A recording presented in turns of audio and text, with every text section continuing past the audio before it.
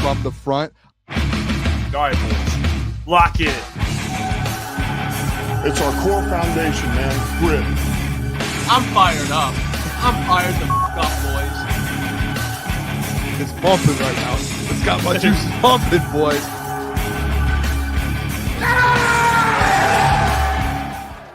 All right, ladies and gentlemen, welcome. Saturdays with Crunch Time Sports. Obviously, big show today. Divisional round playoffs, Detroit Lions, Washington Commanders. We're going to get to the Lions at about 10:20, I'll say 10:15, maybe. But look, kind of to start with the Lions a little bit.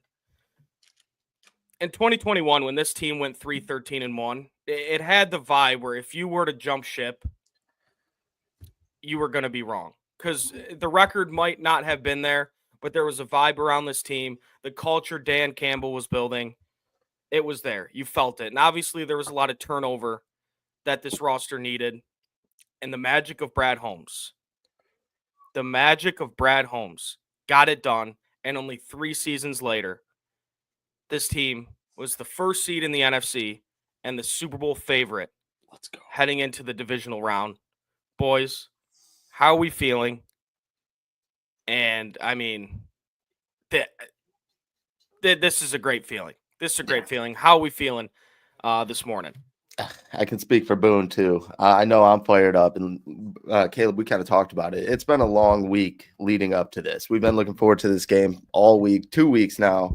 It's been a long time leading up to this. I know downtown is going to be electric tonight.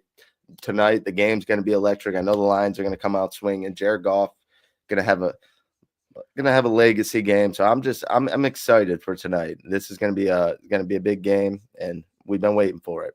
We've been waiting for these times. We've been waiting for these big games. Oh, bad start for me. I was muted. Hey, you know what? I'm nervous to be on Saturday mornings, boys. This is a big deal. Welcome. Yeah, I feel honored to be on the show right now, boys. Listen, I said yesterday, boys, I felt like I was turning into the Hulk because I was so juiced up for this game. Listen, this is full transparency with the people. Little behind the scenes in my life. I had the Red Bull last night during the show. I didn't fall asleep until 3:30 a.m. and woke up a couple hours ago. I have about 4 or 5 hours of sleep in me right now.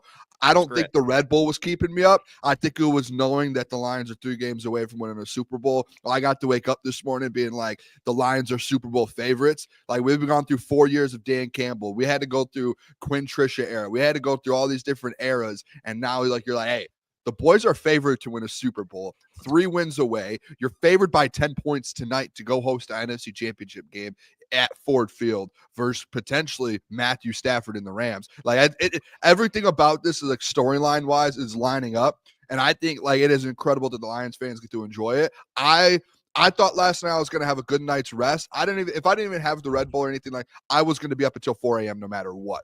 I was sitting there watching White House Down. I don't know if you guys ever seen that movie. Great movie. With Jamie Foxx. And I was just sitting there just watching it, and I'm like, I can't fall asleep right now. I can't do it. And all in the back of my head, I just had Dan Campbell, Amon-Ra St. Brown, Brian Branch. I just couldn't stop thinking about how are we going to beat this football team? What is AG going to do? What trick plays are Ben Johnson going to run? So I'm pumped up, boys. I feel like the Hulk. I've been saying it. I feel like a Honolulu Blue Hulk. Like, I'm ready to explode. And it's just like I'm shaking. It's unbelievable. And I got my coffee over here, so I'm ready to go. Beautiful day. Yeah. Fired up. And for you guys watching, thank you for tuning in. Every Saturday, if you guys didn't know, me and Gentry will be live 10 to 11. We have Booner with us today. Thank you for coming on, Boone. This is a huge day. Wanted you on here. Get us fired up. It's game day. Saturday game day. We don't get those often, but yeah. Thank you all for tuning in. If you're not subscribed, do that. Follow us on the socials, Instagram, Twitter, Facebook, TikTok.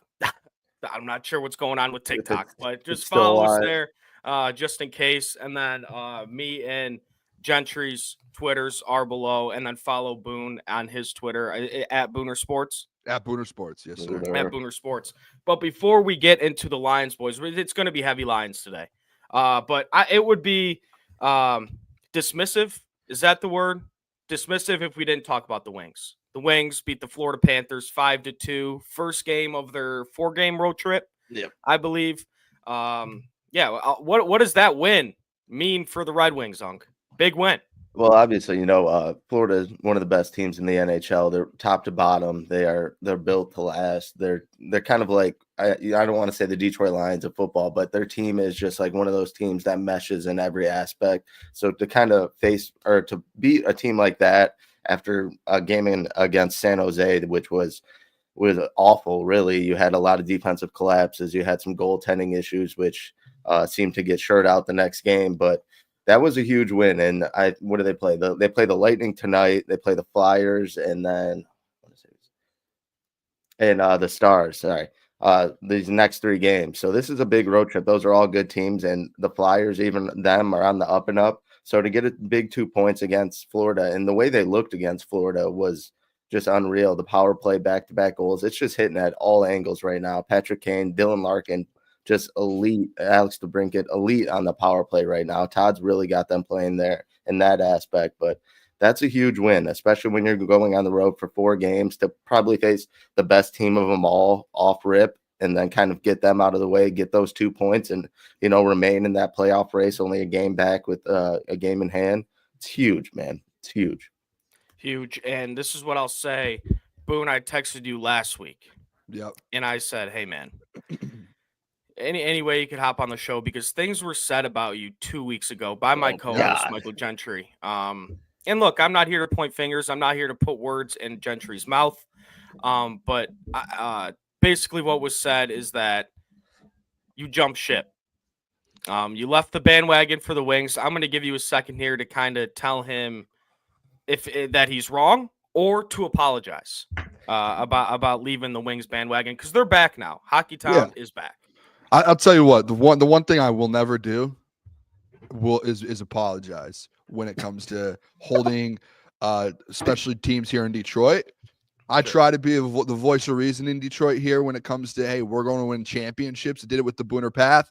I won't do it with the Pistons until I know for sure. And with the Wings, and Unc knew it last year. Gentry knew it last year with the Wings. Bought stock. I bought stock. I said, hey, I'm not giving the Booner path and going completely in, but hey, there's something special that was being done there. And they should have made the playoffs if Larkin didn't get hurt. I'm honest with the people. That's one thing I love to be. I love to be honest with the people. And a couple months ago when things were bad, I was honest with the people and said, hey, it's either I'm out of this thing for the year or you probably should make a move and fire a coach, or you should something in the organization needs to be shooken up a little bit. And I'll say this too, hey, Gentry, you called me out. You jump shipped as well. We jump shipped at the same time. I jumped off and you said, oh, Booner, I'm jumping in to save you. And then you just jumped off and said, I'm not hopping back on. That was exactly what happened. I remember you saying on the show too, just like me, you said, hey, Boone, season's over. Trash it. It's done. Well, I said there was moves to be made if they need to turn around, but to be honest, it's fair because even with the coaching hire and whatnot, and I didn't expect them to turn it around at this rate to win 7 in a row. They haven't done that since 2012. Like I was I was in high school at that time, so like it's been a long time, and for them to drastically turn it around, it has been unreal, and they are playing at an unreal rate. And Boone, I don't really fault you. I mean, it was tough times. I wasn't mad at you, Boone. I was just disappointed. Listen, but hey, we're back. We're both back. That we could say that. We're fully back, and this isn't a thing. As a Detroit sports fan and like loving these teams my whole life, it's not the bandwagon. You can't. There's certain people like we can't be bandwagon. It's hey, I'm off right now until you make a move, and you do. It was like that with the Pistons last year with Tom Gores. Hey, Tom, either you sell the team or you fire Troy Weaver. And if you don't do one of the two and you don't make a move, I'm not gonna root for you guys next year until you guys fix it, and then I'm back.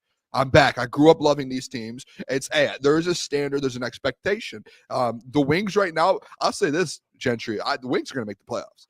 There's no ifs, ands, or buts about it. They have the team to do it. They have the roster. They have the players, all of that. It's like now they're starting to play better. Like they just needed to play like together and figure this thing out. Looks like they've done it. I don't see a way they don't make the playoffs. I think it's more of like it's accountability. I think as far as the coaching staff, and now that's like bleeding onto the players. You've kind of seen Todd go off on Justin Hull in that last press conference after the loss to San Jose, just saying that he was horrible and whatnot. And then he kind of has a bounce back game against Florida. So I don't know. I think it's accountability. It just runs deep now. The team's kind of looking out for each other. But I still think I think they can still possibly make the playoffs as it is right now. And honestly, so it was kind of funny. If anyone watched that TNT broadcast, none of them before that game where they were talking about playoffs, Red Wings, none of them said that they would make it until after they won that game. So like no one was sure on it. And then they all just flip the script and they win that game. Oh, they're going to the playoffs now. So I thought that was funny. But I think that they still need to there is like one or two moves you have to make. I mean, I don't ever want to see Ville Husso in net in a playoff game. That would give me nightmares. Mm-hmm. And then I still think there is some defensive guys that you could probably swap out, and you could definitely add another forward. We even see Tarasenko heating up a little bit now. I want to say he has like 5 points in the last 3 games. So hey, we might have gave him good juju. We might have gave him good juju. Yeah, hey, we held him accountable, Caleb. We did. We did. We said last week. We said this was supposed to be the guy. This was supposed to be the guy. But let me say this. I don't condone drinking in the morning, but this guy, Jonathan Samuels, looks like he has been indulging in a couple adult beverages this morning. Mahomes will three-peat. Overrated Detroit Kitties will fail. All right. Houston Texans plus 9.5. Boom. Lock it in. I mean, it's the biggest lock ever. It's the biggest lock ever. Boone, I don't know what you took on. What'd you take yesterday? Listen, I took Houston, and I thought it was 9.5, and I think Jeff put the and this, and I'm not starting anything because I know how big this pick'em thing is, but I'm just saying I think Jeff looked at his picks and might have moved each one his way a point or two because I thought it was 9.5. He did 8.5. It moved this morning to 8, but I think yesterday did it. Was that 9? I'm not accusing anyone of anything because he took the Chiefs. I'm just saying. Look, yeah, I do think it was actually at 8.5 when I don't know. But hey, hey. It's fair. Could be bouncing around. So he's trying to catch up. He's trying to pass me and you up. And he called you out yesterday too. I just want to throw that out there. I'll rewatch. We'll handle it a different time. It was a tough face look. To face, I was like, oh no. Face to face, he said. But you know, I'll see Jeff later. I'll handle that. Oh, he's gonna press him, check him. I can't wait. Kind of back to the Wings really fast. Kind of a question about all Detroit sports. So obviously the Lions, best team in the NFL. I guess a question to you guys is which team, I mean, this is a question as old as time. I mean, everybody's been asking this question. What's the next team to kind of take that Lions step? Tigers, Wings, Pistons. Like, who do you guys have the most confidence in out of these 3 teams? Because they're all winning right now. I mean, the Tigers made it to the ALDS. The Wings are playing great. Pistons are over 500. So which one out of these teams do you guys have the most confidence in to take that step where they're like, okay, this team could actually win a championship? I mean, honestly, I still think all 3 teams are like an off season away. But I would say with like their current rosters, if I was to pick one of those 3, I would go with the Red Wings. But I think if like the Pistons have another good off season, get some guys around Cade, same thing with the Tigers, sure out that lineup a little bit, they could be right there. But honestly, I think they're all pretty, even as far as, that goes. I think they would all kind of squeak in the playoffs and their respective sports, be a lower seed in whatever, MLB, NHL, NBA, and they would probably all get bounced. Obviously, the Tigers made it a little bit farther, and I think, this year they would still have to add people to get past or to get to where they were. I think if they go right now, they could probably be a first-round exit, if that. But Boone? It's going to shock you guys. He's going to say the Pistons. You're going to say the Tigers. Give me the Detroit Tigers. I think, I like it. And I'm going to tell you why, boys. Like, I really do think, and Caleb, I know you're a big Tigers guy. Gentry, I know you're pretty big on the Tigers too, and you guys are pretty locked in. I just think sometimes some people right now in the Tigers world, because there is this like tunnel vision of we want Bregman, we want these players, we want to add, we want to become the Dodgers, we want the Yankees, like we want these big players. I think there's a tunnel vision on what's actually on the roster and what these guys did in the playoffs. And this is listen, I'm all in on the Tigers. This is like me. I'm not a baseball guy, but looking at it, they just went on a run that was like unbelievable. And you could say, oh, well, that was a lucky run. Like, dude, it was not like just like a couple weeks where they like snuck in. It was like a 2-month run where they were playing insane baseball. They basically ended the season versus one of the better teams. Like it was like, all right, was this really like a lucky run? Like, no, I don't think it was. I think eventually what happened was these young guys you have, Colt Keith, Riley Green, like some of these guys are starting to they're finally starting to find their stride. And what I don't think you guys are talking about enough when it comes to this team and about going on a playoff run is like these guys now, one, they have experience.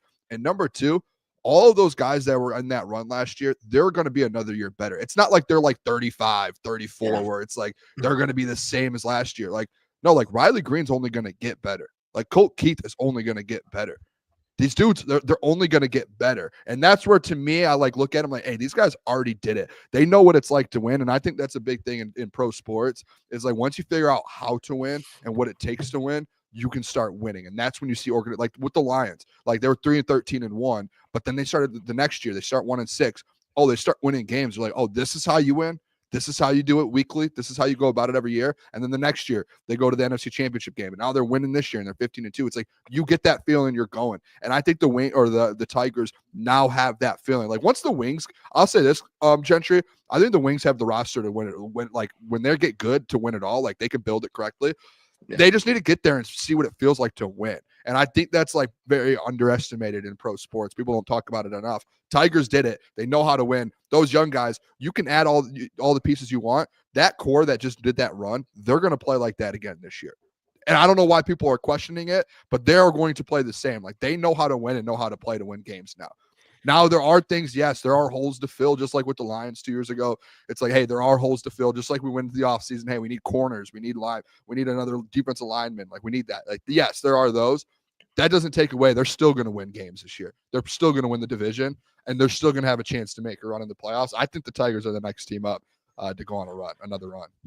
Yeah, I'd love to agree with you here, Boone, but I mean, you said it like some people are like disagreeing with the fact that they're going to be able to play, the same caliber of baseball they played last year. And I made this point last week. I was like, you might sit down with AJ Hinch, have a couple whiskeys with him, get him a little fired up, and you might ask him, you just might say, hey, man, with the roster that you had last year, do you think if you did that run 100 times, would you have the same success?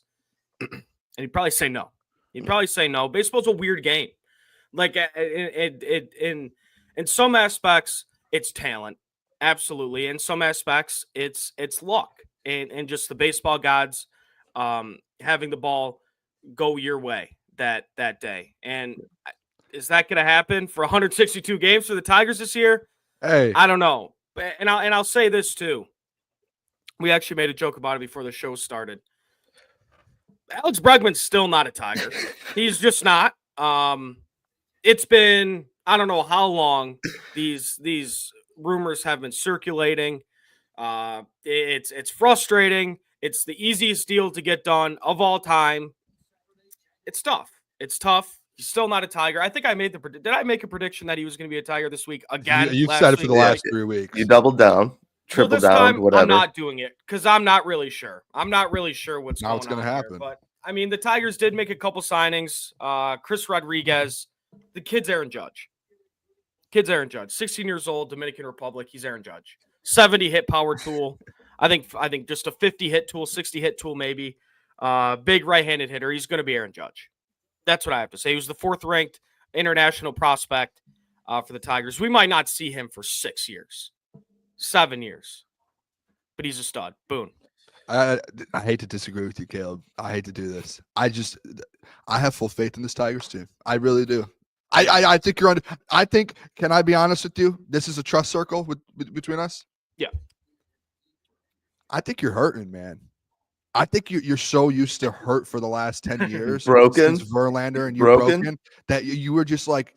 And I get it, dude. Like, this isn't. I'm not a therapist, but I get it. I get it. It's hard. Like, I get it. It's hard to be like, yes, they're going to be. Caleb, I'm going to tell you what. They're not going to fall behind like they did last year, and they're going to have to go on that miracle run where they don't lose a game for however long. Like they don't have to do that this year because they're going to go in and win games right away. They're going to be in a position to be fine right away. I genuinely, Caleb, I'm shocked that so many Tigers fans and so many people are so down on this team. Like it is shocking. I know the run in the playoffs and all that was incredible. they're gonna win game. They're gonna win the division. Like, they're good. They added Glaber. They have the same team. They added Glaber Torres. The offseason is not over. Alex Bregman's not signed anywhere yet. I just saw Jack Flaherty tweet something out. Maybe that man's coming back. Like, there's just things that are happening where it's like they're gonna have the same roster, but more guys and better guys, and the young guys are gonna only get better. It's another offseason. Riley Green's not even in his prime yet. But what they did, I'm shocked. What they did last year, like Caleb already talked about it a little bit, down the stretch and even into the postseason with like the pitching staff and some of these guys playing up to a higher level than what they normally do. I don't know if that's maintainable going into next season. And they really haven't addressed the pitching staff all of that greatly. I don't think there has been any big moves that really moved the needle that much. Obviously, we would love to have Jack Flaherty back, but I don't know. That's tough because like what they did was kind of unheard of. So like, I believe some of these guys can bounce back and kind of keep it consistent going into next year. Yes, but some of the things that happened and boiled down last year were just unheard of. So they still do have to sign some people and make some moves here. Pitching being one of them. Yeah, you can't do pitching chaos. The negative Tigers talk is no. Hey, I am taken aback right now. I'm taken aback right now. This team's going to be in the playoffs this year, and they're going to have a chance to go win a World Series. I hope you're right. And you know me, I'm a live and die by every pitch guy.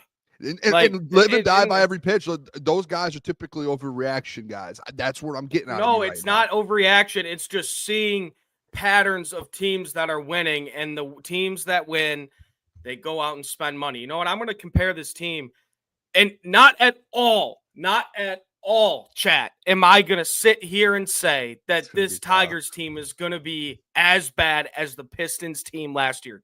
I am not saying that. No. You need to hear me out for a sec. The problem the Tigers team, guys, you know what? Like with the roster they have right now, they're going to win 80 games. Like they're going to win 75, 80 games. Are they going to win 90? No. But this is why. Because they're counting too much on player development. And they're not adding reliable and good pieces around those young guys. Like, do you know how hard it is for a 24-year-old hitter in Riley Green and a 23-year-old hitter in Colt Keith? I think that's how old they are. I could be wrong, but those guys to have to take the keys of a major league lineup with basically no help around them. They did it for 2 months. I know, but like 2 months is a big sample size. We're not talking about a few weeks. We're talking about a few months. With insane pitching performances. Okay. Insane. With that, I want to ask you this. Do you not have faith that guys like Parker Meadows, Colt Parker Keith, Meadows is good. Riley Green, do you not think that they're going to take a step forward this year? Do you think they're just going to plateau? Genuine question. Like some of these young guys you're talking about, do you think they're just going to plateau and they're not going to get better from that run that they just had? Genuine question.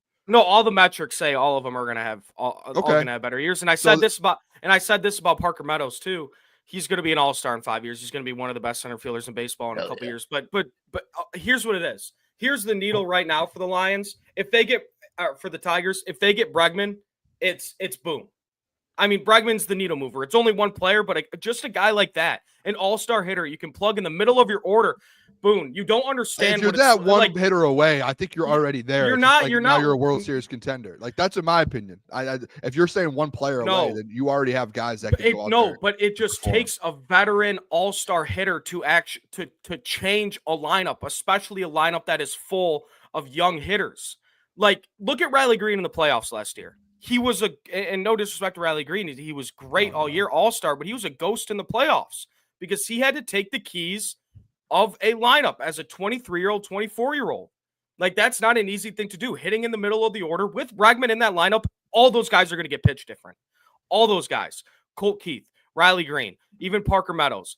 All of those guys are going to be pitched to different if you add a guy like Bregman. If it's not Bregman, it's Santander. If it's not Santander, it's someone else. So what I'm saying is you just need to get these, and I'm not talking Gio Urshela's. I'm not talking Mark Canna's. I'm not talking all these other guys that we picked up, Carson Kelly's. I'm not talking about those guys. I'm talking about a guy that could drive in 85 runs a year. I'm talking about a guy that can hit 285, 290. I'm talking about a guy that could hit 30 home runs. You need that guy in your lineup. I love it. Hey, let's bring the man in and let's go win a World Series. And I'll say this. I don't want to say his name, but I was at a buddy's house and he brought his. You're right. The playoff experience will help immensely, but so they're going to take a step forward. But baseball's a weird game, so it's really hard to predict like what's gonna happen. It's a weird game. It's the baseball gods are real, all that. But I will say this. I think it was last Saturday. I had a couple beverages, and my buddy, shout out Seth, was home from Nashville. He brought his roommate home, and his roommate is from New Mexico, and that's where Bregman's from. He's friends with Bregman's little brother. So, a couple drinks. All I care about is Detroit sports. So I just kept, kind of getting. I'm like, hey, do you think Bregman? Have you heard anything? Is he coming to Detroit? Like, what do you think? Have you heard anything from his little brother? Is he coming to Detroit? I could tell the guy was annoyed, but I will do anything to get Alex Bregman here. You get an answer? He said he doesn't know. I mean, what is he supposed to say? Text him. I would have been like, text him right now. Give him a call. Yeah, seriously. I mean, no, probably not the best state to be talking to Alex Bregman. And I wasn't in my recruiting phase. I was in more of a I probably need to hit the hay phase. But yeah, they're gonna need Bregman. But real quick before we get in the lines, I want to talk about the Pistons for a second. Lost to the Pacers, and the Pacers, the Pacers Pistons rivalry, that's real again, and that is awesome. That's awesome. They almost fought at the end of the game, which I think is cool. And Isaiah Stewart made fun of Miles Turner and Boone. This is I heard it. Making Legos, but I think Legos are cool. Yeah, dude, it's a fun thing. Relax. Legos are elite. They're elite. Stu, that might have been rude. Maybe beef stew. Maybe like I know he's sometimes a hothead. Like he gets after it. Guy. We love that. Maybe do a couple Legos too. And maybe that'll calm him down. Do something. Do a couple. They will. Maybe that'll calm him down. But really, that game it stung. And I know it's game 42 of the season. You know what I mean? So like, doesn't really matter. But that game, you win that game, you move to the 6th seed. You beat a rival in Pacers. It would have been awesome. But that was the worst game Cade Cunningham played all year. We turned the ball over 19 times. We shot 25% from 3. Miles Turner, Lego man, hit 8 threes on us. It's crazy. Just a tough loss. I mean, just a tough loss. Jalen Duren was the bright spot, 17 and 17, 2 blocks. I think he went 8 for 8 from the field, played great defense. Stu had a good game. Asar made some nice plays. Like I said, probably the worst game out of Cade. He just really looked uncomfortable. And yeah, it's a tough loss. I think that's a loss that needs to be talked about a little bit because it's kind of like, and I think it's an eye opener for the team and the fans a little bit. Like, hey, like we might still be like a piece away or something. Like we need a guy like if Cade's not having his best night or where he's going to need to step up. And Malik Beasley didn't do that for us. He went 1 for 8 from 3 or 1 for 9 from 3, I believe. He's been great all year, but we might need a guy. We might need a guy like Zach LaVine. We might need a guy like Brandon Ingram. We might need one of those guys. If I hear Jimmy Butler from Boone or if I see it in the chat, I will shut it down immediately because we don't want a guy like Jimmy Butler. But no comment. Wait, no, I want to comment on you because okay. Well, didn't they extend his suspension or something? Like, what was that all about? I don't know. That's Boone's guy. Listen, I'm not going to comment on Jimmy Butler, man. I don't want to do this to you, Caleb. This is your guys. I'm not going to blow this thing up here. No, go ahead. No, I mean, I think. Listen, Pistons had just like you're going to make the argument with the Tigers. Pistons have to get another guy, in my opinion, and it's like you have to. I said it to Jeff. We talked about it on the night show earlier this week. Like Trey John, you're going to find out and learn a lot about him during this trade deadline. Like, what is he about? Like, what type of GM is he? Is he going to want to kind of be aggressive when you're sitting at the 6th, 7th seed and you're sitting on the edge there to where you have a chance to make a run? Like I said it too. Like, if they make the playoffs, I wouldn't be shocked if Cade and the Pistons won a series. I think they're good enough to. I think they have the talent now too, and they're able to play at that level. I know Trajan doesn't want to get locked into deals, which is fine with me. But like, hey, is he going to go after a guy on a 1-year deal, 2-year deal, and let a guy walk, or you know what I mean? Like that type of move. I'm interested to see what his mindset is. going forward at this trade deadline. The Jimmy Butler thing, like again, like I'm more so, and I do love Jimmy Butler. He's one of my favorite players in the NBA. And if you don't like Jimmy Butler, there's something wrong with you. You just don't like basketball at the end of the day.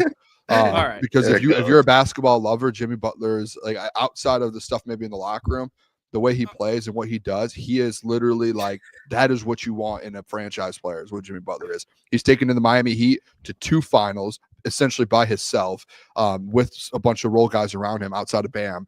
But like he has done it. Like you don't ever see guys in the NBA anymore do what Jimmy Butler does. Just take a team by himself, a guy that can't shoot, and just go take a team to the NBA Finals. That just doesn't happen, and he does it. He's done it twice now. So the reason I don't want Jimmy, the only reason is because he wants a long-term deal. He wants a contract. That's the issue in Miami. And I don't want to bring a guy in at the trade deadline with the long-term contract. I want a short-term guy, because Cade's contract's going to kick in. You're going to have to pay some guys. So I would like a short contract guy, and I don't know. I haven't looked at guys' contracts, but that's kind of my thought process. Well, I would just make a winning move. Like straight up, like I don't really worry about the contracts right now. And Trajan basically said the same thing. He's like, "Whoa, I didn't know we were going to be at this point, like at this point in the season." So I might pivot and not want to take on like a ton of money and for assets, and just go make a winning move. And Boone, I'll ask you this real quick, and Mike, you too. So the way the Lions built their team was obviously, I know some people might be tired of hearing it. Especially like when the trade deadline comes around in the offseason, it's built on culture, and they find their guys. Jimmy Butler's a guy that's gone into multiple locker rooms and kind of blew it up in a sense. Like there's a common denominator there, Boone. No, so listen, like, don't you want the Pistons to construct their team like the Lions did? Like, Caleb, am I wrong here to look at Jimmy Butler and say, wow, every team he's gone to? No, Caleb, this is where this is where you have a target on Jimmy Butler, and this is where people around the league, and I do think there are some issues with Jimmy Butler. All right, name the teams that he's gone to, and just name the teams. 1, Chicago, right? Okay, Bulls. That's not really his fault because they wouldn't give him enough money. There's no. Okay, fine. Chicago. What's Bulls. going? How have they been the last couple of years since he's left? Terrible. They haven't had a culture. They haven't won games. The franchise is up in arms. Chicago fans want them to sell the team. Not good, right? So he leaves there. Then he goes to Minnesota. Then he goes to Minnesota, right? Minnesota. Western Conference Finals last year. Last year, but that was when after they added Anthony Edwards. I'm talking about the guys before that were there with him. They all are gone now. They're all bad. The culture was bad. Everything about that was bad. They sold the team to Alex Rodriguez and his group, and now they're starting to do good again because the culture's changed. There was a bad culture. They had to sell the team. Everything about Minnesota at the time he was there was terrible. Everyone knew that. They were covering it. That was when he walked in the practice facility and said, "Give me all the scout team. I'll go up against the starters." And he beat Karl Anthony Towns. Where's Karl Anthony Towns now, Caleb? New York. He's not even there anymore. That was a culture problem there. That wasn't Jimmy Butler. That was Jimmy Butler being like, I hold people to an expectation. I hold people to an expectation, and they're not there. And when he left, they realized, yeah, hey, maybe the expectation isn't good. And they cleaned house. They sold the franchise, and now they finally have something there. 76ers, please tell me how Joel Embiid and the 76ers are doing good. They're in it every year. They're in it every year. Yeah, but have they ever won? Loved it. How is that culture? No, even since Jimmy Butler, before Jimmy Butler and after Jimmy Butler, the storyline of the 76ers was 1, they can't win a championship, and 2, there's always something going on in that locker room with the media, with players, with coaches. They fired 4 or 5 coaches. There's problems. And then guess what? He goes to Miami where there's a legit culture. Pat Riley, those guys have a standard. They want to win. They want to go in there and work. And that was the right culture for him. That's what Jimmy Butler's like, hey, I've been looking for this for a while. I've just been put on bad franchises. And then he goes in there and goes to 2 NBA finals. Then he goes to 2 NBA finals. So, like, people can blame Jimmy all they want. Teams, by the way. On good teams, the Miami, he wasn't 2018, 2019 LeBron, or 2000 whatever year LeBron came back. I mean, that team was good. I mean, they're good. Bam, Tyler Hero. Come on now. They didn't have Tyler Hero. They had guys. Max Strus played really well for him. Duncan Robinson played really well. Max Strus is a Division II player. He helped Max Strus played Max Strus did play well, but Jimmy makes guys play better. You could keep. I'm not arguing about Jimmy Butler on the Lions. I mean, this is ridiculous. You know what? Hey, that is- I mean, people acting like Jimmy Butler's always the problem. I mean, look at the franchises. There's some franchises out there. The man just got put in the worst possible positions, which that happens sometimes. That's But what he got put on good. But he got put on good teams. Like these are good teams. Like Yeah. change. If they were good franchise, teams, they would have a championship, Caleb. They haven't won nothing. Nothing. Which they team? Suck. Which team? They suck. All those teams he's been on. The Sixers, ownership, terrible. Whatever the guy's Dude, name that was the on GM paper, from the those Rockets. teams were good. On paper. Exactly my Why point. weren't they good? Why weren't they good then? They made the playoffs, Boone. They had runs in the playoffs. Winning. I have a lot to teach you about winning because on paper is never always the story.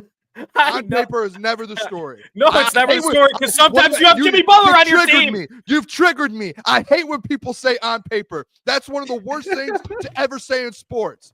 The worst things. Don't ever say on paper again. So okay, no, I Nothing didn't know on has nothing paper to was do a with- trigger word for On you. paper has nothing to do with winning championships.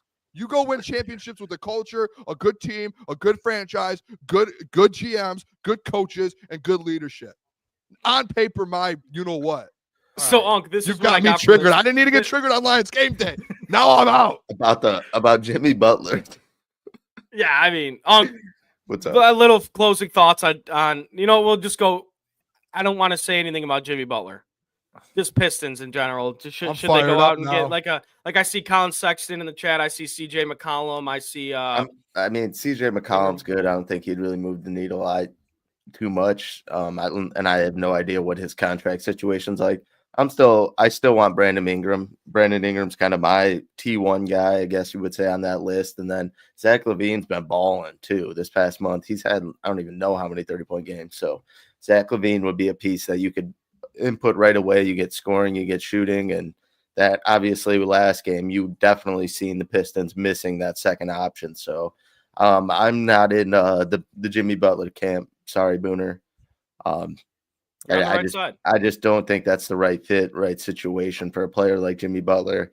He'll probably end up going to the Suns. And one more thing, that Knicks trade with the T-Wolves was absolutely horrible. Giving up Cat for those. I mean, we probably expected a little bit more out of Julius Randle, but he's been terrible. Dante DiVincenzo, without his Villanova teammates, he doesn't look the same at all. He just looks like every other night he shows up to play. So, I mean, dude, the Knicks won that trade. Karl Anthony Towns he's been balling this year too. So I'll say this: just give me Devin Booker, and we can move on. Yeah, that's never happening. Never happening. He wants. They might want him out. He might be out of Phoenix. I've seen a lot of rumors saying that he might not be with the organization after the trade deadline. So just off the top of your head, what is because I agree. I mean, just bring him home. Like it's so like come on. Like, at what off the point top is just like if we're going all in, why not? Off the top of your head, what does a trade look like? I have Is no it Jay? clue. Is it Jay Nivey and 2 first round, 3 2? You have to Jay sell Nivey, your Stu, soul 2, for Devin Booker. Zero clue. By the way, Caleb, I saw your tweet that what's his name? Fettuccine Alfredo. That he's the biggest lock to get traded. When I saw you say that, I was like, this man's not going to get traded now. No, absolutely not. That's just the way it goes for me. As soon as you say that, I was like, always. But truthfully, like I don't know if the chat will agree here. Like all these guys, like Stu's names gets brought up. Tim Hardaway Jr.'s name gets brought up. But like if you want to go make a winning move, like how do you get rid of those guys? Simone Fontecchio signed an extension, and since he signed it, I'll say he hasn't lived up to my expectations. Last year he was a really good, shooter. He moved around well off the ball. This year, not so much. I think in like the last 10 games, he's shooting like 31% from three, which is not what we extended him for. So right now, making $7 million a year, I believe it is, or $8 million a year. That's a guy I do think is a quote unquote lock to be traded by the Detroit Pistons. Maybe the only guy. Tim Hardaway Jr. was definitely a guy that going into the season was, okay, this guy's not going to be a Piston in March. But with the way he's been shooting and the way he's been playing with Cade, I don't think that's a guy you could trade right now because you're making trade a push him for an the upgrade. playoffs. You trade him. Like if if he's like a throw in, he must throw him in to get like a Zach do it. LaVine. Fuck, Michigan man, Tim Hardaway, not. love the guy. By the way, brother. I'm out on Zach LaVine too. If we're gonna have this conversation about Jimmy Butler, Zach LaVine, I'm out on him too. Did Boone just freeze? Oh, there you go. Yeah, Did you guys hear what I said? Yeah. I'm out on Zach LaVine. It's fair. I mean, I never think won, and he's had issues too. If we're talking about issues, if we're gonna be consistent and fair. Honestly, I think with every four players that every four of those players that we named, being CJ McCollum, Jimmy Butler, Brandon Ingram, I don't even remember who the other one was. All of those guys have somewhat of issues that you will have to probably work around. I just think Jimmy Butler's kind of weighs a little different, and especially his locker room problems. He has a big ass contract. I mean, they all have big ass contracts, and Ingram is one looking for another extension too. So I don't know. They all have a little bit of issues, Boone. So I could see your concern, but they need someone. I mean, D-Book would be the perfect situation. Perfect pipe dream. It's never happening. We'll see. Him and You're Cade going to be shook when it happens. Him and Cade would be on. Devin Booker's still young. If Suns ownership trade Devin Booker, they're cooked. Alan W., this is a good question. Do y'all really see LaVine as a piece that will grow Cade in our core? It's a valid question because, I mean, it depends who you trade to get him. I think LaVine wins you more games, but like you're right. Like looking down the line, is this a guy that's going to be a part of? Is he going to be a part of the Cade Asar during Ron Holland like that, or Jaden Ivey like that core? I don't know. That's a good question. We'll have to see. And you know what? From the offseason acquisitions that Trajan made, I trust him fully. To make a good move. Lukas Klotz is in the chat. Caleb looking like a dime. I appreciate that, Klotzy. You are looking good today, Caleb. You are looking really good today. Thank you very much. I have to look good for Lions game day. It's Lions game day. Big day. We're going to get into that right now. Unk, I'll start with you.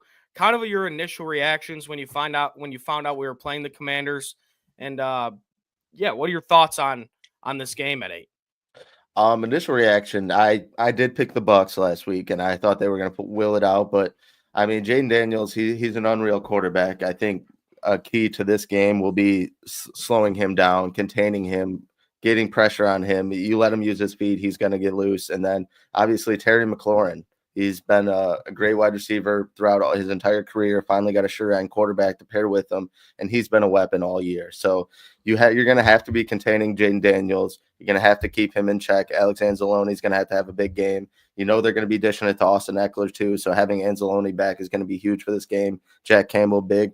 But yeah, you're going to have to contain Jaden Daniels, man. We know what type of quarterback he is. We know how quarterbacks that use their feet have hurt the Lions in the past. And, he's going to be the focal point as far as this game goes. You contain him. And on offense, I have no worries as far as our offense goes. Jared Goff, you're playing one of the worst teams against man coverage, being the Commanders, and then the 30th ranked run defense. Jahmyr Gibbs is going to have a game. I know we'll get more into that, our players of the game and whatnot, but Jahmyr Gibbs is going to feast today. And Jared Goff, he's going to pick him apart too. So the defense is really the vocal point. You got to show up, contain Jaden Daniels. Yeah, you're right. And I think a big question, these past couple of years, like you said, is like, can this team contain a running quarterback? And you saw against a guy like Josh Allen, he ate us alive. So that's going to be a big test for the Lions. Boone, kind of to you, obviously you talked about it a lot. The sharpshooters like I did. Boone, obviously you talked about it a lot on the show this week, but just kind of your thoughts on this game and like were the Commanders the best case scenario for the Lions here in the divisional round? No. I think best case scenario, in my opinion, people disagreed. I think the Packers were, with all the injuries they had, the way Jordan Love was playing. I think the Packers were like, I was really hoping the Packers pulled that game off versus the Eagles. One, they take the Eagles out, and two, you get to play a beat up Packers team that you've already beaten twice. So I would have loved that. But the Commanders, like the question, at least the thing that I'm going into this game, it's like for years now with the Aaron Glenn, the one thing that's been bad against or really great against his defense is these mobile quarterbacks. Not even just mobile, because mobile you can move around, but the running quarterbacks, guys that can take off and, if you let them, they'll run for 100 yards on you and they'll cut you up all day. We saw with Lamar Jackson last year when we went to Baltimore. We saw it this year with Josh Allen when you lose a 6-point game. So, it's a problem. I think today, though, they're going to be fine to be able to kind of contain it. I'm interested. I've been saying it all week, boys, on the night show. I've just been saying, like, these guys like Josh Pascal, like Levi O, Zadarius Smith, El-Quadin Muhammad. Like, it's their times to step up. I said it last night that, like, Josh Pascal and Levi O, they're playing for contracts over the next year or two. Like, I think one of them might be up actually this year. So, like, these are contract games for these guys. And it's like, hey, show us what you can do. Like, there's no more like, hey, I'll get them next week. I'll get them next week. Like, we're going to, like, it's a long season. You can get better. Like, no, it's like we need it tonight, or there might not be a next week. So, like, these guys have to step up. Like, we have talked about Levi O in the training camp all year long. We talked about how good he's been. And it's like, okay, now we need to see it. And I don't care. We had Scott Bischoff on the show last night. He brought up a good point. Like, I don't care if he gets 0 on the stat sheet. Like, if he has 0, 0, 0, I don't care. As long as he's like making an impact, he's staying in his lane, he's containing Jaden Daniels, and he's not allowing anything. That's what I care about. As long as you're not giving up these big runs, and there's going to be big runs, boys. Like, I hope you guys, like, Caleb, you're an overreactor sometimes. Me and you talk about this. This is not a shot. This is when we're sitting next to each other tonight. If he breaks off for a 30-yard run, there's, hey, all right, boys, we're good. Now we contain, right? Like, my keys to victory yesterday, one of them was it was contain, or no, yes, it was like to contain Jaden, and another one was convert. And the reason I said convert is on these third downs and in the red zone, you need to convert those tonight. And I think you need to prevent them converting those. Like, in the red zone, if they run for 30, 40 yards and Jaden Daniels gets up the field, all right, cool. Get in the red zone. We're not going to let you convert in the red zone. We're not. Like, it's not going to happen. Alex Anzalone is going to be there. We're going to have guys, Brian Branch, Ife Melifonwu, like, they're going to make sure that doesn't happen. So I think that's the key tonight. Is this conversion game. It's like, hey, who's going to convert at the highest rate in the red zone, third down, especially like fourth down, boys.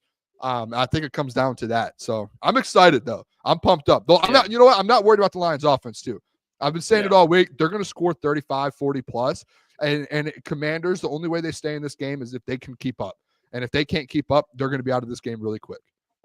Yeah, and I think you're right. And you make a really good point about the defensive line. Like, when you think about past Super Bowl winners and like the road they took, there's always like a storyline behind all of them. And I think, we know what we're going to get out of the offense. It's explosive. They're going to race to 30 points every single game. But I think the defensive line and the defense as a whole is going to be the storyline for the Detroit Lions in this postseason. And it starts with, Jaden Daniels and the Washington Commanders, just because all season, they had to fight adversity, obviously, with all the injuries.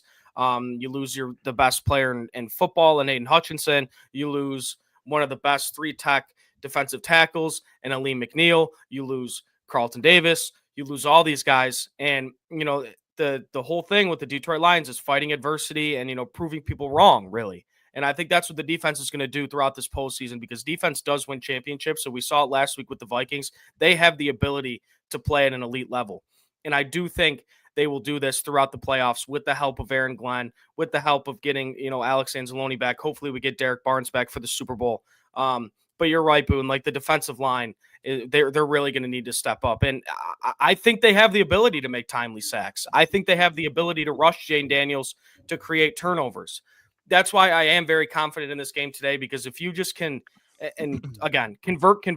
You said it, Boone, yesterday on the show. Convert. Get off the field on third down on defense and extend drives on offense. And you know what? I tweeted this the other day on the Crunch Time account. I don't think this is. Whoa, my voice just cracked. that was. Don't clip that. Don't clip that. Wow. Don't do that. Don't do that. Hey, you're just excited. You're fired up. Whoa, that was not good. Like I'm 13 again. That was a little different. That was a different level right there. That was crazy. But I'll say this. I don't think this is something that gets talked about enough. Oh. The Detroit Lions have the best defense on third down. Yeah. And they only convert 30. Opposing teams only convert 32% of the time.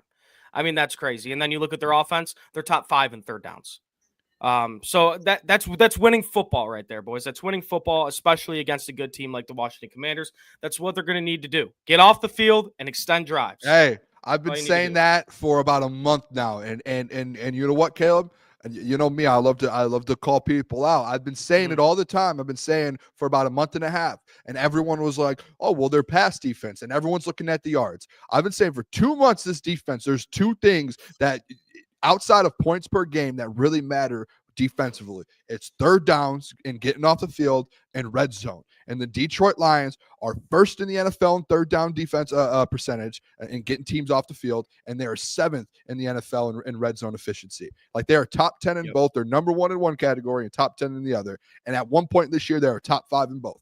And it's like they do it at an elite level, a very elite level. And then offensively, like I brought up the opposite point. Third downs on offense. They're 4th in the NFL at converting, and they're 3rd in the NFL in the red zone. Like it's that's like how you win football games. That's why this team's so good. It's like typically you don't see teams that are top 5 in both of those categories. That's insane. And like that's why their points per game defensively are so low. And they're what is it right now? They're 7th in the NFL in points per game. But everyone's like, oh, this is the worst defense in the NFL. And they give up 1 million yards. It's like, okay, who cares how many yards you give up? What do you do in those possessions? And they get stops when it matters. And that's just that's the way they play football. It's just how this defense is. That's an Aaron Glenn defense. Yeah, and the red area and the money down is where games are won and lost. And I'll ask you this, Uncle. I'll start with you. FanDuel put out some post about like over under 0.5 punts, and the under was plus 5,000, I think. So plus 5,000 for no punts in the game. Obviously not something to bet on. I mean, that's just ridiculous. But, I'll put a number out there. These are two teams that both, I think they might be 1 and 2 in the league in fourth down attempts. I could be wrong. I know the Lions are up there. I know the Commanders are up there. Two very aggressive coaches in Dan Campbell and Dan Quinn. I'll set a number out there for you boys. Over under 2.5 punts tonight from both teams. I think it'll be over. I think they'll probably be like 4 punts. Yeah, it's still playoff football, and there will become situations where no matter if it's the Commanders, I don't think the Lions offense might even be put in too many of those situations, but the Commanders will be forced to punt a few times in this game. I believe it. Stuck into their own zone. The den's going to be wild, man. And this environment for a rookie quarterback, even as great as Jaden Daniels is, he will make some plays here and there. But there will be some times where the environment and the game, the situation just gets to Jaden Daniels, I think. And you'll kind of see it. And I'm sure he'll work those kinks out as the game goes on. But there will be some times where they will punt. Yeah, and that goes right back to what Booner was talking about with the defensive line. It's like if you could get a sack on second down and then you have Jaden Daniels in 3rd and long, so you're not really giving them the opportunity to go for it on 4th. Because I believe Jaden Daniels, he has like a 90-something% completion percentage on 4th down. And he has the legs to get the first down too. So it's a tough thing to stop. It's a tough thing to stop. But if you could just get 3rd and longs, man, I think we'll be in really good shape. And my score prediction yesterday was we had the same one, Boone. It was 38-24. And, obviously they're going to score points. The Commanders are going to score points. I mean, Terry McLaurin, great receiver. Brian Robinson, great running back. Jaden Daniels, obviously great. But I think the amount of points the Commanders are going to score, it's not going to tell the whole tale of the game. I think the Lions are going to make some really key stops in important moments, throughout the game. But yeah, really excited, Boone, for you. Over under 2.5 punts in the game. I'm gonna go over. And you know what? Does it count too if there's a punt? If they put the punt team on the field and they go for a fake, does that count? Because the punt team's on the field. No, it does not count. I'll go over, but I do think, and Coach Walk put it in there too. I do think there's going to be a fake punt. Like I don't know if it's going to be. I don't think it'll be the Lions. I think it'll be the Commanders. They're in like not a desperation spot, but like they know they have to do something to make a move to win this game. They did it last week versus the Bucs. They had their fake punt that essentially helped them win the game. And finish that game off. So I think they're going to be in, you're going to have to be very cautious of that. Listen, and what's crazy too is some of the best players that are going to be on the field this tonight, Tress Way and Jack Fox, like 2 of the best players in the NFL, 2 of the best weapons in the NFL. And the crazy thing is like you actually might not see them. Like there is a chance you don't see 2 of the best players on these 2 teams. That's crazy. Well, John Hughes, I'm talking about if they put the punt team on the field. If they put the punt team on the field, that's like, hey, we're setting this thing up, So I think over though. I do think there are going to be stops. All right, John. Hey, we're on the same team here, John. It's game day. Are we on the same team or not? John, I love it. But John I'll say this. I'm excited to see how Dan Quinn plays this out because the playoffs is a whole different beast. And especially when you're playing an offense like the Detroit Lions, you want to keep the ball out of their hands, right? So, maybe we'll see Dan Quinn be even more aggressive against this Lions defense. Like you might see 4th and 4 at their own 45 and he might be going for it just because he doesn't want to put the ball in Jared Goff's hands. You know what I mean? So I want to.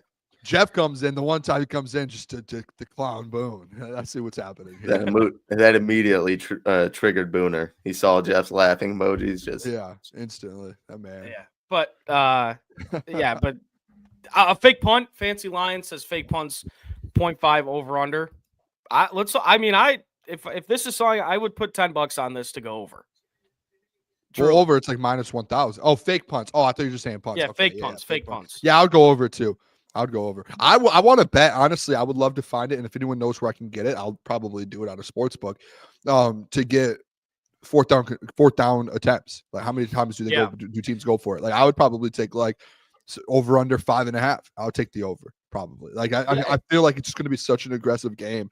And honestly, I wouldn't be shocked. And this is probably going to shock some people. I wouldn't be shocked if the Lions really don't go for it because they're winning and they don't really need to. And you just see the Commanders just every time, just boom, boom, boom. Like, I feel like that could potentially be the game. Like the Lions get up 14-0, 17-0, 21-7. And I could see the Lions just being like, hey, whatever, like we're controlling this game. And the Commanders just being the team, like Dan Quinn's like, I got to do it. I got to do it. Yeah. I got to do it. Yeah. Boys, I want to get into this too really fast because we saw, I forgot who it was. People are making their QB lists, rankings for quarterbacks left in the playoffs. And, we saw lists where Goff was towards the bottom of the list. We saw lists where Goff was third or fourth. But every time Jared Goff's name gets brought up is always Jared Goff is great, but like Jared Goff has done all this, but there's buts everywhere. Yeah. There's too many butts. There's butts in your face, my face, Boone's face. Too many butts. There should be no butts with Jared Goff. What this guy has done these past couple seasons, he leaves no doubt that he is one of the best quarterbacks in the NFL, and he earned that respect to be talked about as a guy that can go win you a Super Bowl. Yes, does he have the best OC in football? Yes, does he have elite weapons? But it takes a different type of character and a different type of player to turn this organization around and be the head of it and put up MVP numbers. It takes a certain type of guy. And I am so excited to watch a guy like Jared Goff hoist the Lombardi. And I guess my question is, boys, what are your expectations for Jared Goff in these playoffs? I mean, as far as this game goes, he's going to be cutting up, but he's been elite all year. The expectations is to him to limit the turnovers and then just manage and lead this offense. You've seen this offense win by just running the ball when Jared Goff's had good games and he's kind of taken a step back or whatever. And then you've seen games where Jared Goff has straight taken over. So Jared Goff really just stay consistent in what he's been done, limit the turnovers, and he'll be fine. It's a big thing. Every game where you've seen Jared Goff limit the turnovers, or even he's had one, he's normally bounced back after that too. So, listen, just play Jared Goff football. That's as simple as that. The man he plays at a very high level when he's just playing his game, and he doesn't try and force things, and he doesn't try and do too much. Like you've seen it so many times this year, outside of that little stretch. And I've gone about this a bunch over the last few years in arguments with people like Easy and this, and what people thrive off of, guys like him and people who don't like Jared Goff. Shout out to heavies, but like the heavies over the years when they hate Jared Goff, is he plays good 90% of a year. That 10% where he has those stretches of football, those type of people, they thrive off going at Jared Goff and saying, this is how he plays football. And people take advantage of that. And it's like, hey, no, that's not really how he plays football. Let's look at the 90% of him playing at the highest of the levels and being like, hey, this guy is elite. And he has done that this year. He had a little stretch of football with the Texans there, that 5 interceptions, a couple mishaps throughout the year. But outside of that, this man he has one of the highest completion percentages in the NFL, one of the best passer ratings in the NFL, one of the probably, I think, second in the NFL in yards. second or third in touchdowns, wins. He has the best team in the NFL. He's on the best team in the NFL. It's like this guy just keeps getting the job done when he plays smart. And one thing this year he's done really good at, boys, is when moving in the pocket. I said it before. Like, we're talking about like mobile quarterbacks, and Robert Griffin said, 7 out of the 8, and Jared Goff's the non-mobile one. Well, Robert, if you've watched Jared Goff this year, I'm not saying he's like extremely mobile.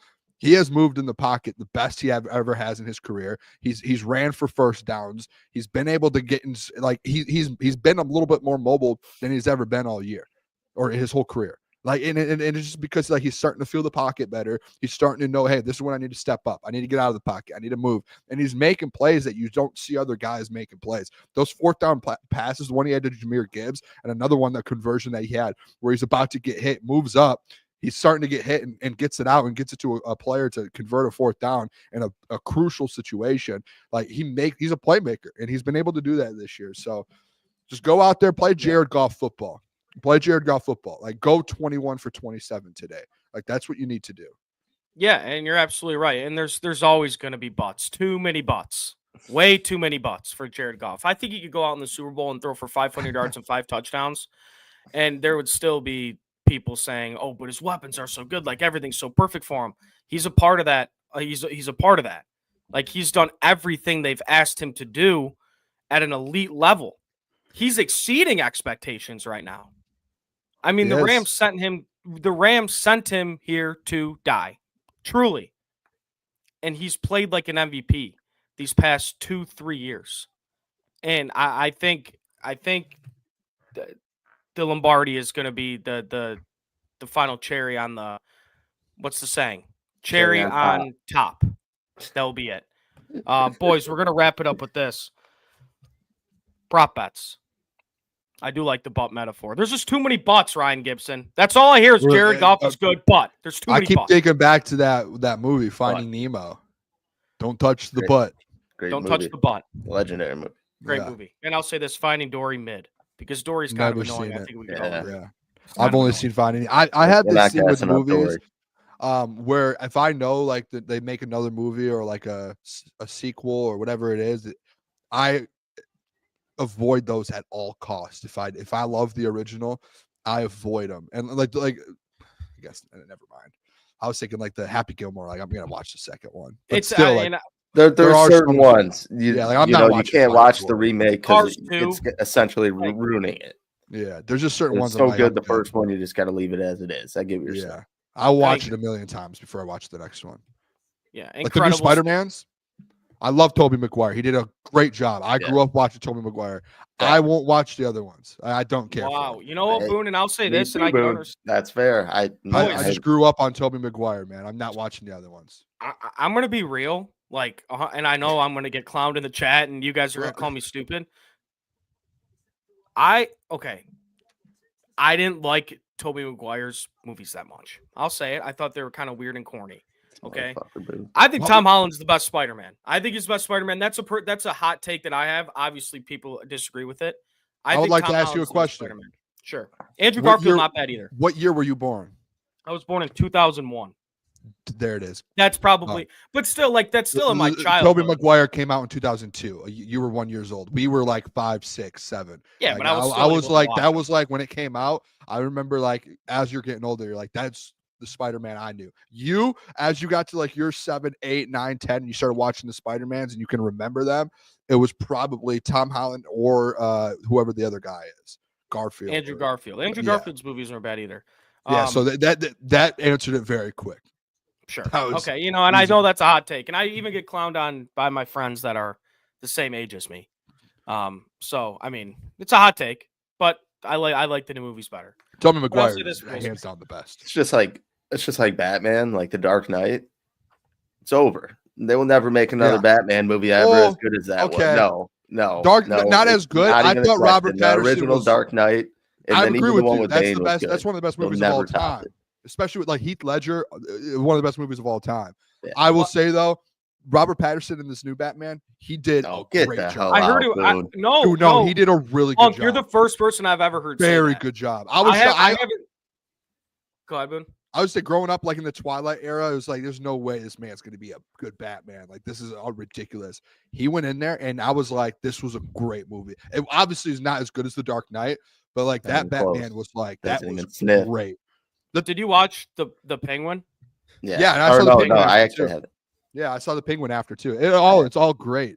The Robert Pattinson, he did great. That's what I've heard. Unc, you're the first person. I haven't seen it yet. I know it's been 2 years or something since it came out. That's a movie I definitely have to watch. It, dude.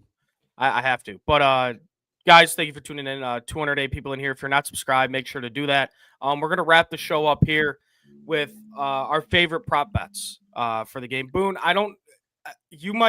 I brought one just out of respect. Okay. It's not it doesn't have to be. If you guys know, during the pregame show, Boone does come with his legacy player, and I'd say this: what is it hitting at? Probably 85%, 90% of the. So if you just want a, I'm not going to say lock because that's irresponsible of me, but if you want a really good bet to place for the game, make sure to tune in to the pregame show. Boone's going to have those bets for you. But me and Unc and Boone said he brought one out of respect. Favorite prop bet of the game. I'll start, boys. Jameson Williams. Give me everything Jameson Williams. Give me receptions. Give me yards. Give me touchdown. I tweeted this last night. The Washington Commanders run very heavy man coverage, and the way to beat man coverage is speed. And I saw I want to shout out the guy on TikTok. He made this point. Against teams that run primarily man coverage, Jameson Williams' longest catch average is 57. 57. I think that was against the Jags, Titans, two other teams. I forgot what they were. 57 yards was his average for longest catch of the game for Jameson Williams against teams that run primarily man coverage. Jameson Williams is going to leave Marshawn Lattimore in the dust today. I think we're going to see a really big postseason out of Jameson Williams, and it would be a part of the perfect story for the Detroit Lions, a guy that has had to fight a lot of adversity in his career and just absolutely ball out during a Lions Super Bowl run. So Jameson Williams over 55.5 yards, over 3.5 receptions, and plus 130 touchdown are my picks. You should add in there too, JMO rushing yards too. It's over 1.5. Yeah. You should add that in if you're going to. I'll add that in there. Yeah, fuck it. Mine is going to be, I kind of mentioned it earlier, talked about it a little bit. Jahmyr Gibbs over 80. It's 81.5. So it even went down 2 yards from like 30 minutes ago or an hour ago when we checked.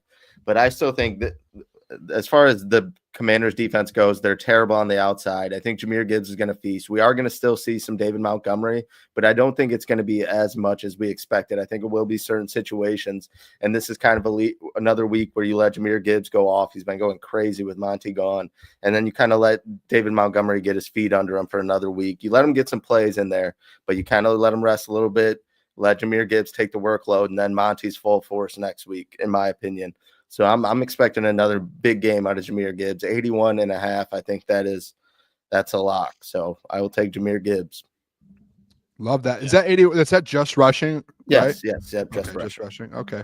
The one I brought too. I just saw another one. So out of respect again, for the boys, I was like, hey, I will have my place tonight. I'll have my Booner's lay of the day, which I think it's hit like 4 out of the last like 6 or 4 of the last like 7 weeks. And it's usually like plus 5 or 600. So on the season, we're probably up like 30, 40 units on that because it's the way it's hitting. And then I'll have my legacy player. What I'll do this, I'm going to bring one from each side today. And I know people are like, Booner, don't bet on the Commanders. Listen, if you could find money on the other side to where you know, hey, this is going to happen. It's inevitable, right? Like I typically will never bet on the other team. The only times I do is if I know, hey, this is like a lock. And it's inevitable. It's going to happen. We're going to have to sit there and watch it and deal with it. Why not make sure you can make money and make some money off watching it happen? I think that bet tonight is just the Jaden Daniels rushing yards. And I don't think it's going to hurt us. Like I think it's going to hurt us at times. I don't think it's going to lose you the game. And his line's at 55.5. It's just like he's going to rush for 60 yards on this Lions defense. Like it's just going to happen. And might even be like, hey, you're up 3 touchdowns, you're up 3 scores, and the man's just running the ball because that's all they can do. It's either Terry McLaurin or Jaden Daniels running, and it's at 55. So I would say throw that on. I'm shocked you boys didn't say this because this man last year in the playoffs performed at an extremely high level. He had 97 yards, 65 yards the last 2 games of the playoffs last year, and he's kind of just starting to get into his own rhythm right now. And he's finally becoming like the player that we know he is. And he has been cooking over the last 5 or 6 weeks. Sam Laporta, boys, his over-under is 46.5. Like, he's going to go over on that today. I don't see a world where he doesn't. They love to get him the ball. He's that safe. As much as people say Amon-Ra's a safety blanket, Amon-Ra is the guy that they scheme plays for. Sam Laporta is the safety blanket. Like when Amon-Ra's when they're drawing a play for him or for JMO or for one of these running backs and it's not there, Sam Laporta is the guy that they look for. And that's where Jared Goff Jared said it, Sam said it. He knows he's going to be there no matter what. Like if a play breaks down, he knows where Laporta's going to be and he knows he's going to be open. So Sam Laporta, he's going to get 50 plus yards today. His line's at 46.5. So I'll be taking Sam Laporta today. Yeah, Sam Laporta you're right. He had 21 receptions in the playoffs last year for the Lions. And the first game, that was on a bum knee. He was hurt. Yeah. Still scored a touchdown in that game against the Rams. Yeah, I really think that's a good pick. He might be in a little parlay I make or something. Or he could be in the what's it called? The parlay you make, Boone. What's the word for it? Booner's lay of the day. Booner's lay of the day. It could be that. I apologize. It could be a Booner's lay of the day. But anything else from you boys? Let's go Lions. That comes tuning up. Day. Yeah, 6 o'clock pregame show tonight. So make sure you guys are tuning in. It's going to be a long pregame show, long postgame. It's playoff season, so we're rolling now. We're off and rolling. We'll have our watch party at 8. Tough. We're not going to be at a bar or anything. Not downtown. Like we're not. Caleb and Lucas might be downtown, but we're not going to be downtown. We're going to be outside of downtown, sadly. But hey, the city, it's tough to get a spot right now. It's like it is. Dude, it is. Yeah, every single place down there is like they're having events going on. It is a big thing going on downtown today. So if you guys can get down there, do it. But tune in to us pregame show. I'm pumped up for it, boys. Do it. Yeah, make sure to tune in. If you're not subscribed, do that already. We're gonna have content all day today on our socials. Make sure to follow us on Twitter, Instagram, Facebook. Like we said, TikTok. Don't know what's going on with that, but if it sticks around, we're trying to grow that account. Yeah, we're gonna figure it out. Thank you all of you for tuning in. Let's go Lions! Big day, and hopefully the next time Crunch Time sees you after the watch party is on a Victory Monday. So, hope everybody has a good Saturday. Go Lions!